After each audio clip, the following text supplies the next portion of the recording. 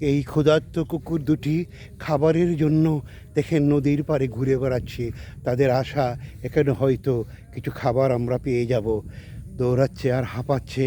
দেখুন ক্ষুধার জ্বালা প্রতিটি জীবকে খাবারের জন্য ঘুরে বেড়াতে হয়।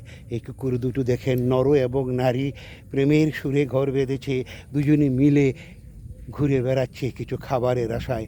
কিন্তু খাবার কি এত সস্তা? এত সস্তা না। বহু কষ্ট করে তারা খাবার জোগাড় করে, তারা খায়, তারা যা পায় তাতেই সন্তুষ্ট থাকে। কিন্তু মানুষ তাদের সন্তুষ্ট হয় না, যত পায় ততই চায় আরও আরও দাও, আমাকে আরও দাও, আমি আরও পেতে চাই।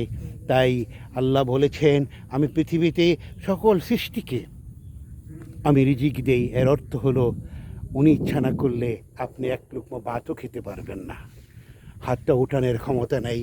দেখুন কুকুর দুটি বেড়াচ্ছে সামান্য কিছু খাবারের আশায়, এপার থেকে ওপার, ওপার থেকে এপার ঘুরে বেড়াচ্ছে খাবারের আশায়। কিন্তু তারা কি খাবার খুঁজে পাচ্ছে?